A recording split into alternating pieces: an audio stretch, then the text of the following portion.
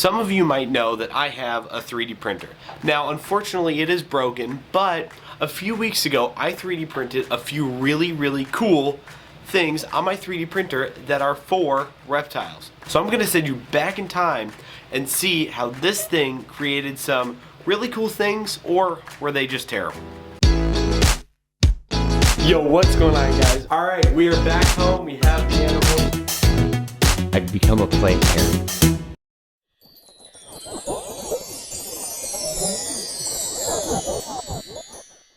Alright, well, we have our 3D prints here, and, well, unfortunately, there are only 3 out of the 5 that I promised you guys because my 3D printer decided to die on me. And unfortunately, I know how to fix it, but I can't fix it because I'm in college and I don't have the right materials to fix it properly, so unfortunately, we're just going to have to stay with 3. These are the reptile feeding tongs from Navy DT, and, why would you ever print these? So this was supposed to be an honorable mention because I thought it was really stupid, literally pointless. I have multiple different tongs. These are my main feeding tongs. These I help get shed off of different animals, but these are more of the surgical, really pointy stuff that I don't like to use for feeding because it can poke the animal and hurt the animal, all that kind of stuff. But these tongs are so dumb. Let's say you got a bug crawling. All right, let's pick it up. Yeah, I mean, okay, well, this did work significantly better than I thought. But to get anything small, like shed off of, let's say, a leopard gecko's feet, let's say a blue-tongued skink's feet, all stuff that I have to do on about a monthly basis, these things suck. And also, these are like maybe $5–10 bucks. So I would suggest not 3D printing this literal waste of plastic and just get yourself some actual tongs. Next up is this Gecko terrace. This is the Gecko terrace reptile, stairs from GSUS 4 or GSUS 4. This was a massive print, and actually this is what broke my printer. So thanks for that. Really kind of weird 3D print because I'm never going to use stairs for my animals. I'm going to use either a live rock edge or build something that looks like live rock that I've done in past videos. From the website I downloaded this file from, it actually shows a leopard gecko in an enclosure. So let's get out my leopard gecko and see if this thing actually works. We have our leopard gecko Phoenix here, and well, let's just see.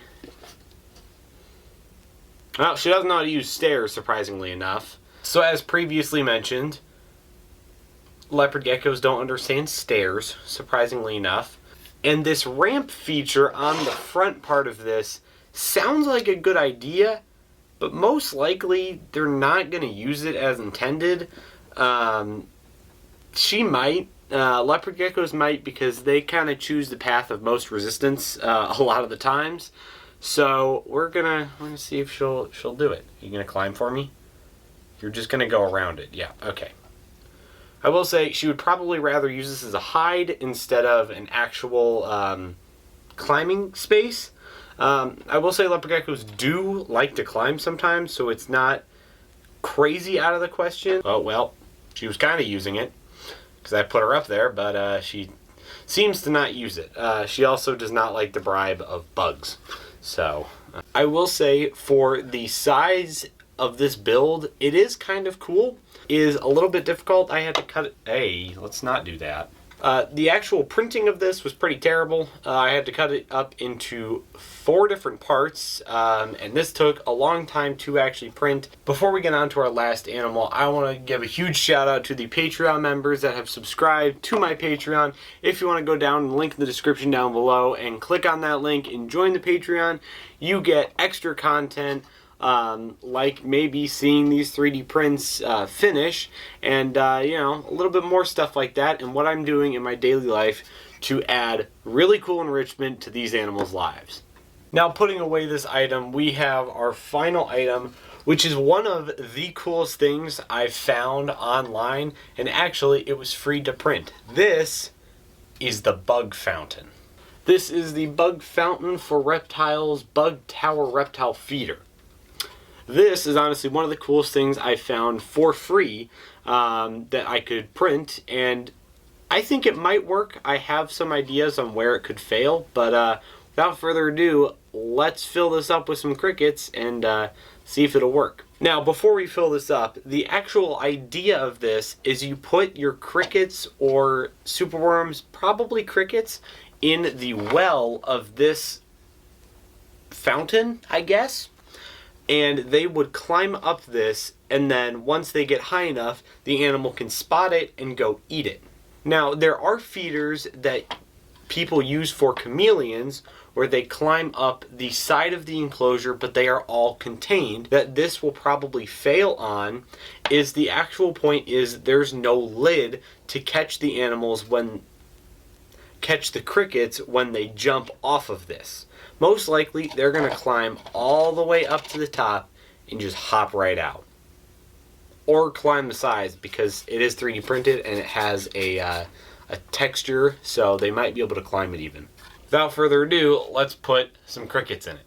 For the ease of this demonstration, I will not be putting any calcium on these guys because calcium gets everywhere and it's kind of annoying.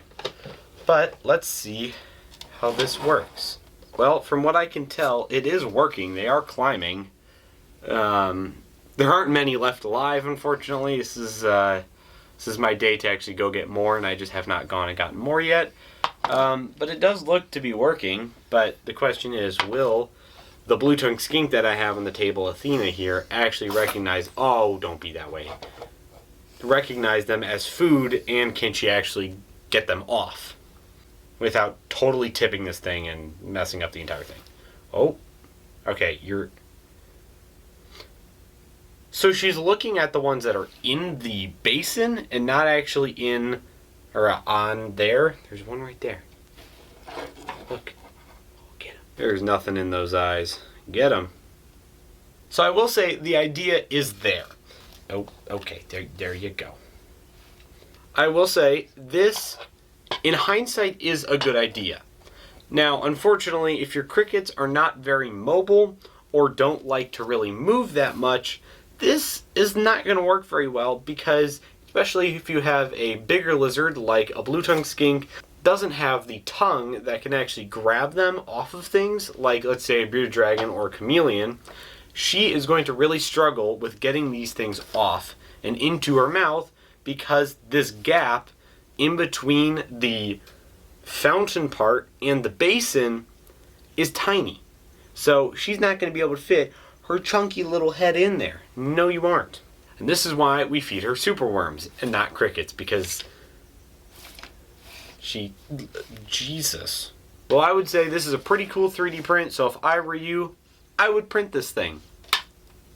Well, I'd love to show you some more 3D prints, so eventually when my 3D printer is fixed, we're going to be doing another video of where I actually design 3D prints just like this one, and if you think they're good enough to print for your animal, there will be a description in my Patreon that you could find those. But with that being said, that is going to do it for this video of All in Our Reptiles. Hope you guys enjoyed, and I'm going to keep this thing. This thing's pretty cool.